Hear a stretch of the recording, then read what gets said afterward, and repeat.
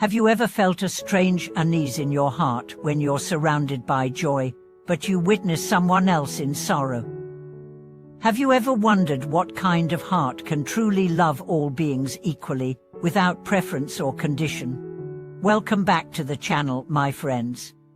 I'm thrilled you're here again. Today, we are embarking on a profound journey, a journey into the heart of compassion, not just the feeling of pity or empathy, but the transformative power of genuine, selfless love that can turn our daily life into a spiritual path. We'll explore what true compassion really is and why it holds the power to lead us to complete fulfillment and inner peace. At the heart of our discussion today are two essential insights. First, the 4 great vows of a compassionate heart, how to genuinely wish all beings freedom from suffering and fulfillment of happiness, and second, how to practice generosity and self-offering without clinging to ego or seeking personal gain. But this is more than just a lesson or a lecture. This is a story about you and me, about how we can learn to live a life so deeply rooted in compassion that every breath we take becomes a blessing to others. Let's walk together through the teachings of the great Master Dilgo Khyentse Rinpoche and discover how compassion is not only the key to a noble path but the very essence of joy and freedom. Imagine this: you are walking down a cold, windy street. You pass by a homeless man, hunched against the wall, trembling. You feel a flicker of sadness, but then you look away, thinking someone else will help. Or perhaps you're enjoying a beautiful meal at a restaurant, and a child outside the window is peering in, hungry. What do? Do you avert your gaze? Or do you pause, let that compassion bloom, and act? This is the very starting point of compassion, not in grand gestures, but in the tiny moments when we choose to feel, to see, to care. Rinpoche once said, to go beyond self-attachment and to offer oneself completely to others is the essence of the Buddhist offer path. True generosity has no attachment. True morality has no greed. True patience has no hatred. These are not just lofty ideals, they're practical guides for how to live. Now let me take you back in time to a simple morning ritual. I was once on a retreat in a remote temple tucked away in the mountains. Every morning before sunrise, I'd hear the bell ringing softly through the valley. I'd walk out into the cold air and see the elderly monk sweeping the courtyard. He always smiled, even when his back was bent, even when his hands were cracked from the cold. I asked him once, "Why do you smile while doing such hard work?" He looked at me and said, "Because each leaf I sweep is a prayer for someone else's pain to be lifted." That moment etched itself into my soul. Compassion, I realized, isn't just about feeling. It's about doing. It's about infusing each act, no matter how mundane, with love and purpose. Stay with me as we continue this story of discovery, diving deeper into the living practice of compassion. Let's return to the image of the monk sweeping leaves, his movements silent prayers. That one act illustrates a deep truth: compassion isn't limited to extraordinary moments. It's made real in our daily habits, in how we wash dishes, how we speak to a stranger, how we listen to someone in pain without trying to fix them. Compassion, in its purest form, is not driven by ego. It does not ask for recognition, applause, or reward. It simply flows outward, like a river that doesn't choose which flower to water. It nourishes everything in its path. One of the most powerful teachings on this comes from the life of Shantideva, a great Indian sage. He once wrote, "May I become food for the hungry. May I become a boat for those who must cross. May I become a lamp in the dark." These words are not poetry, they are a vow. A declaration that the highest purpose of a human life is to serve. But what does this look like in our modern world?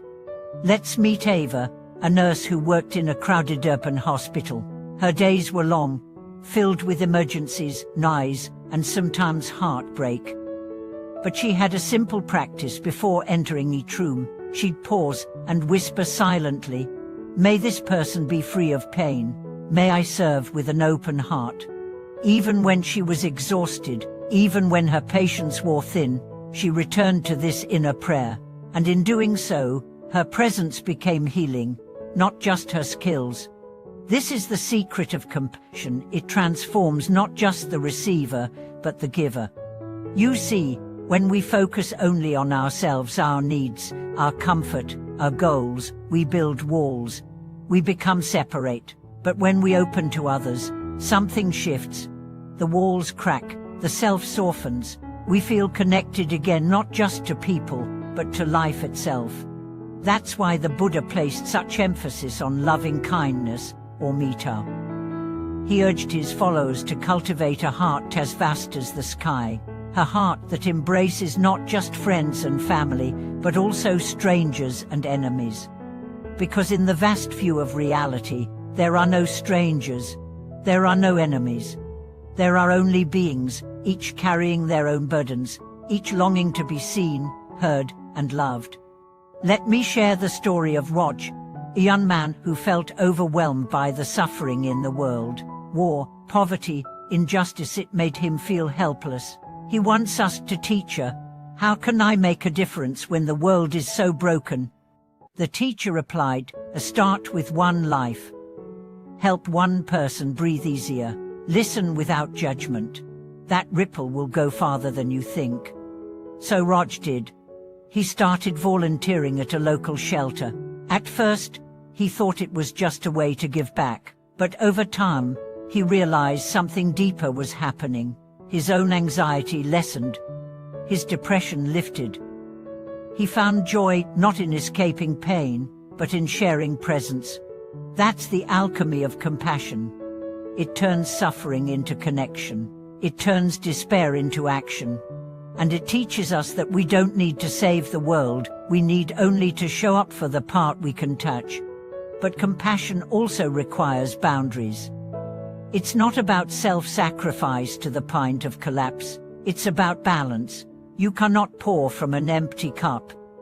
That's why self-compassion is just as important. Many people think compassion means always saying less, always giving, always serving. But real compassion sometimes says no with love, sometimes it steps back, so it can return with greater strength. Think of a tree. It offers shade, fruit, shelter. But it also draws nourishment from the earth. If the soul dries up, the tree withers. Likewise, we must nourish ourselves through rest, silence, beauty, and yes, even joy. Self-compassion is not selfish. It is the soil from which true generosity grows. Let me take you into the heart of a monastery, where young monks begin their day with a simple chant, "For the benefit of all beings." This phrase, repeated again and again, becomes a compass. No matter what they do, study, sweep, meditate, they do it not for themselves, but for the world. This mindset changes everything. Cooking becomes an offering, studying becomes service. Even breathing becomes a gift. And this is not just for monks. You can do it too. The next time you make coffee, whisper, "May this give me energy to serve others." The next time you rest, say, "May this rest restore me so I can love more deeply." These tiny intentions, repeated often, shape your heart. They rewire your brain. They build a new identity, one rooted not in fear or scarcity, but in love. Eventually, compassion becomes your default setting. Not something you do, but who you are. There's a Tibetan phrase that captures this beautiful tinkle. It means giving and taking. The practice involves breathing in the pain of others and breathing out relief. It's not literal, but symbolic, a willingness to engage suffering with courage and to offer peace with intention. Even if you never speak a word, this practice affects the world. Your presence becomes medicine. And here's the greatest mystery: the more you give compassion, the more you receive. It is a well that deepens with each act of kindness. This is why compassion is not weakness, it is strength. Not emotion but action. Not a luxury but a necessity. In our next continuation, we will explore how compassion dissolves ego, heals trauma, builds resilience, and guides us toward ultimate awakening. Thank you for staying with me.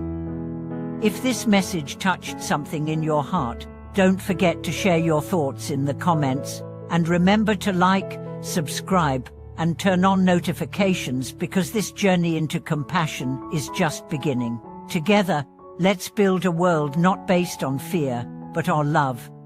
Thank you for watching this video.